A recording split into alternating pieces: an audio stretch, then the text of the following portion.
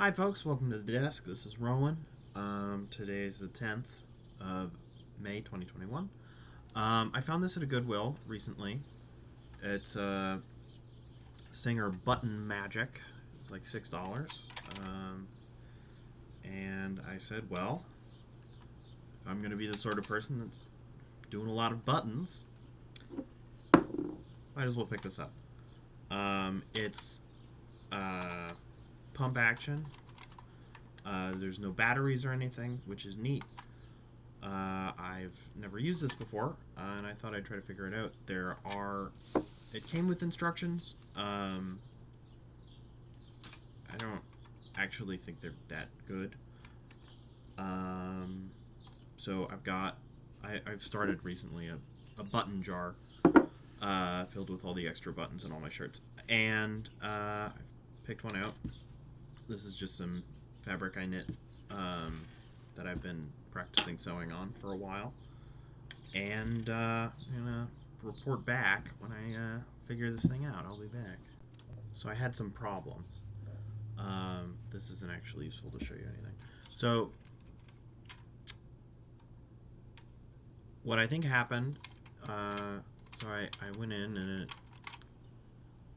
sewed the button well. It looked like everything was fine. I went to remove it from the device, and it all came apart.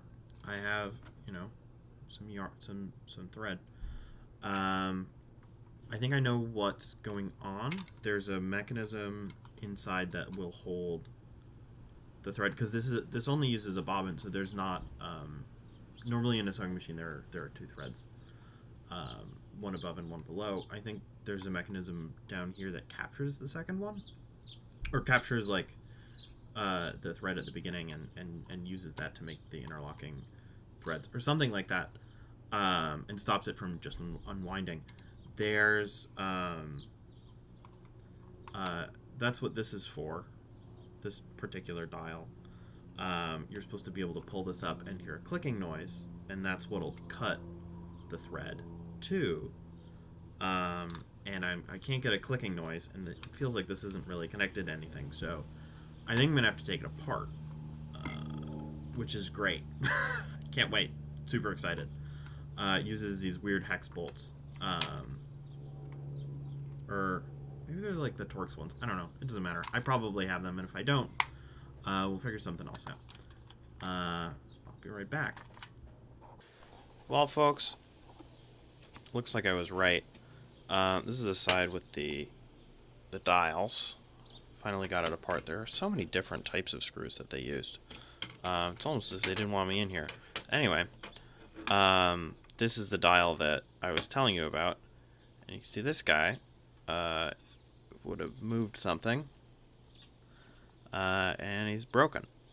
So that's plastic. I guess I can't say I'm surprised.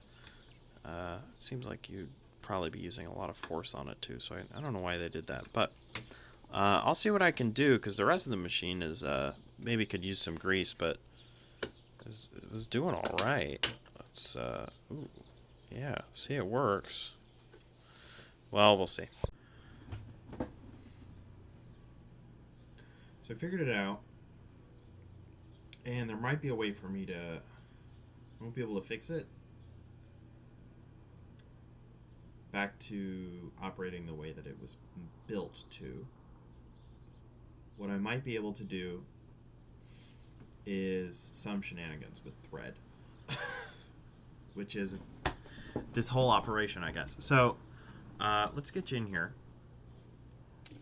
There's a plate way back in here that your thread goes in, and the plate gets drawn back, and that's the plate. It's sharp. It's a sharp plate, so I'm not going to, not that it would fit, but I'm not going to stick my finger in that hole. So that's what one of the arms does on that cog, and then the other pushes down on this and lets it go. The shenanigans with threads is going to be like having a loop of thread here and wrapping it around something and having it somewhere I can pull on it, because the arm that releases the mechanism is pretty much fine. So the thing that I actually am going to do before I get there is see if I can put it back together again.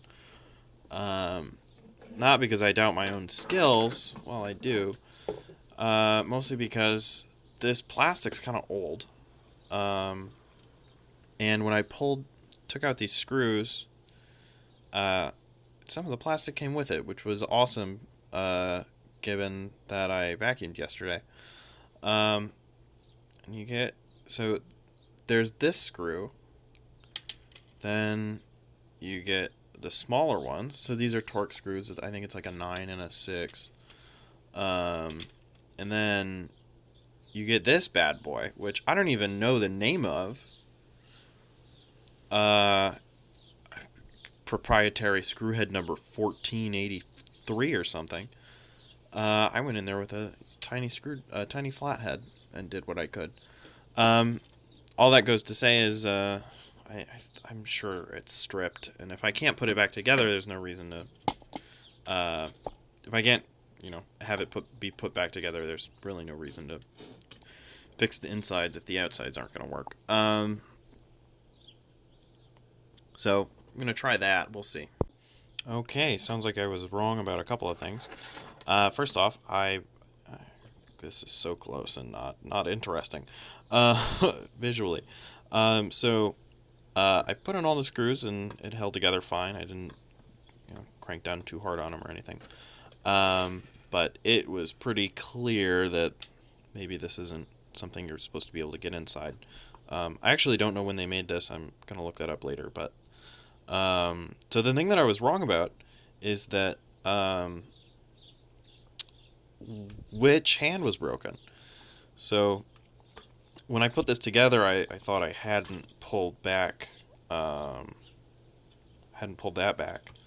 And so I was like, well, you silly goose, test your hypothesis. And I pulled this and nothing happened, and then I opened it back up only to find that it was like that. What this means is that my hands are fine. The hand that is left is actually the hand that does that loads it. I'm not sure what this means for this repair. Because I don't know where that force is going to come from now.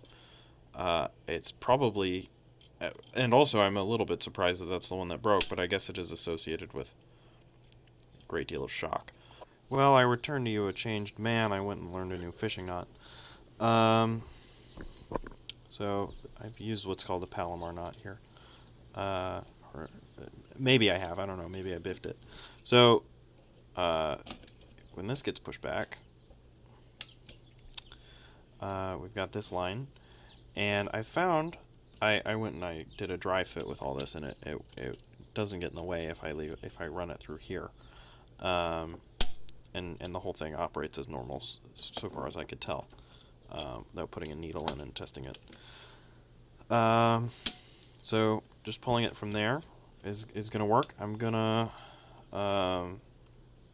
find some small thing to tie this to so it doesn't disappear into the machine every time I try to use it. Maybe I'll use a button. I think that'd be funny. Now, one last look inside what I consider to be an act of fine workmanship. Here's this, and I've got it attached to this button here, which may have been the button we were trying to sew in the first place. I think that's a little poetic. I've done a dry test with the other end on, and it works. I don't think it's going to break anytime soon. I've got some pretty sturdy knots on there, and the line's doubled up. So, and this is thread meant for jeans, so I can imagine it's probably pretty sturdy. Now I'm going to put this back together and hope it all works again. We'll see how that goes. It's like 11. I realized that So I got there. I got it to work. I also had dinner and did a bunch of other stuff.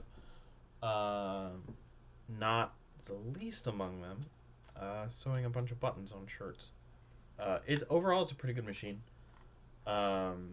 getting in there was neat the way they designed it. And I think if it wasn't for that one piece that broke, so a lot of buttons with this. The main problem that I foresee with this fix that I've made is with the string inside. I just used thread, and I had to break on me a couple times, which is why I know that it's really annoying to get back in here. But it was always breaking at the knot, so I just tried a couple of different knots until I got one that worked. Hey folks, this is me from a couple days later. Oh, that might be why the shot was terrible last time. I'm using the selfie camera. Okay, what if we do that? That's less bad. Okay. Well, I guess we'll go on from here. Uncomfortably close to my face. Hello.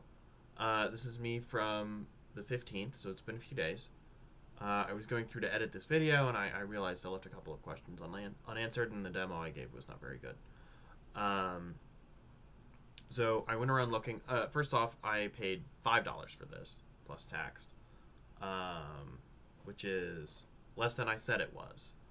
The box tells me that this is a model B100A. There. But the box was, this is packing tape. And the one on the picture has that there, and mine doesn't look exactly the same.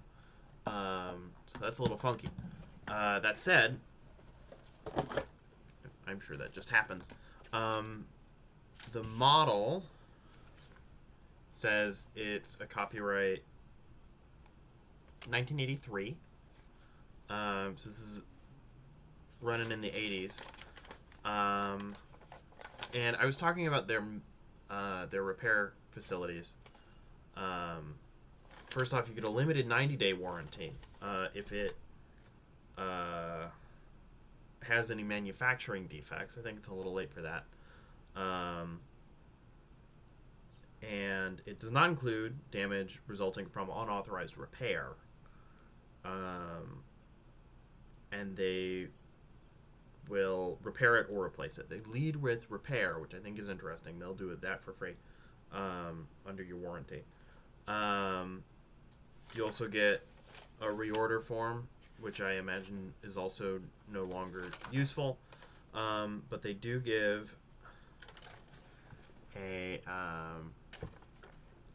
the address to exactly one repair center. I think there just weren't very many in the area at the time, but that should be really easy to check, and I'm not going to. The darn thing looks like a CVS receipt. It's kind of long, but really does all the everything you need to know. If you're not cracking it open, then you get what's basically an early form of the quick start guide. So it's from the 80s, at least 1983. The box also says new from Singer, so it's probably closer to 1983. There's that. There's oh, is this worth it at all to have done? Probably not. If it worked, it probably wouldn't be in a Goodwill. And if you're going to fix it, you better like fixing stuff, because that's the only reason it was a good time for me. It doesn't work so great after I've been in there, obviously. But the 90-day warranty's up, so I don't know if I have any say in that. In them whining about the fact that I'm not an authorized repairman. I'm gonna cut that out. It's not worth it, I think, if you're a person doing buttons. I'd say probably either learn how to do buttons, which is not very difficult to do, or get one of the newer machines. It also strikes me as very odd. There's an entire page in the manual, not that there's very many pages, that says change your needle, which is fair, I guess, but I don't know how much you're using this that you need to change your needle all the time. And then save these instructions, which I think is valid. And then the big sentence on here is just like, leave this thing open when you're using it. I think I talked about this. Why would you put it there? And why would you make it like flop closed? Maybe I put it back together wrong, but I don't know why you would bother. I don't understand that particular design choice. And like, what, are you gonna keep your finger here while you're using it? Like, oh, I guess this is for a right-handed person. Are you gonna like, seems dumb. And so it's kind of uncomfortable for me to use at least. I could have just left it off when I was putting it back together, but it's such a pain to get back in here that I'm not willing to do that. I'll just suffer. I don't know. There's what I think is a model number, or not a model number, but like I don't know. It says 4013 on the bottom here, but it actually does not give a hint as to what model this is. Oh, like a serial number. Words. I forget them sometimes. I didn't think to look around for information like that when I was in there. Again, not willing to do that unless it breaks again. And if it does break again, you'll probably never see this video. I'm done getting in there. I'm talking too much. This is a 6-minute video. It's supposed to be a 2-minute addendum. Let's do the demo. Alright, here's the demo. This is just some practice fabric I made with my knitting machine when I just got it. So the first step is going to be open that lid, I guess, and have already chosen a less wiggly fabric, I guess. Oh boy. Sorry, this is great television. Okay, yeah, you slip it under there. That's easier with literally any other type of fabric, I can imagine. You get it lined up. Normally you would care where your button goes. I don't particularly. And then you get this button, or actually, whichever button you choose. I've chosen this because I thought it would stand out. I don't know if I stand by that decision. Now you have your settings, which is going to be 1 for either a 2-button, 2-hole button, or the first 2 holes of a 4-hole button.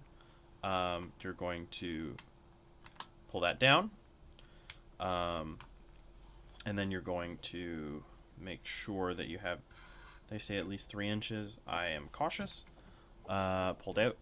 Then you squeeze. Oh, that's cool. 1, 2, 3, 4, 5, 6,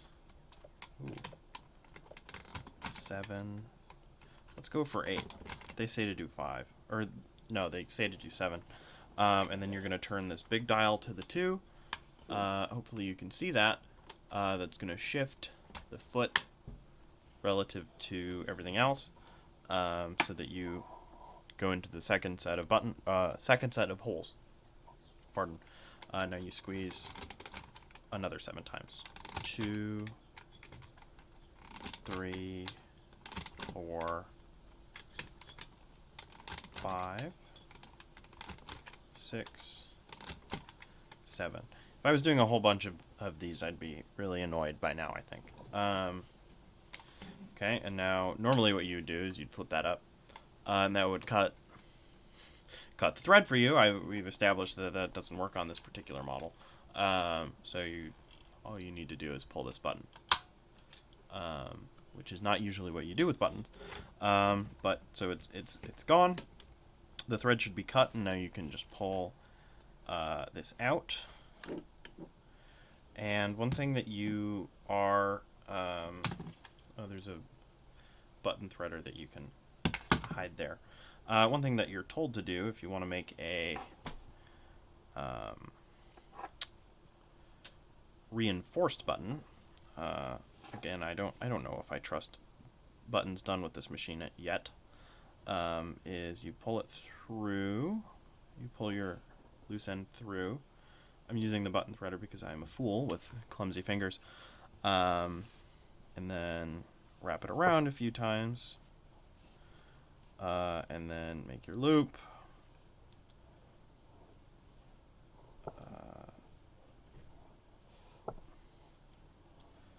And then this is mostly for edutainment purposes. I don't think that you should learn how to use this machine from me. Although hopefully I've made that clear in the description of the video. So you do that, you pull it through, and then if the stars have aligned, you should have a reasonably sturdy button. And you can trim this off. I am too lazy to find my scissors. No, I'm not. Didn't mean for that to be so color coordinated. Now, this is already 4 minutes long, and this video is not worth that much of your patience, so I'm going to speed along. This is, I guess it's not going anywhere. I don't, feels pretty sturdy. You might have trouble with knit fabric because it is going into the same hole over and over again, and I don't know. We'll find out. This feels pretty sturdy, though. I'm going to cut this out because I want my button back. But there's that.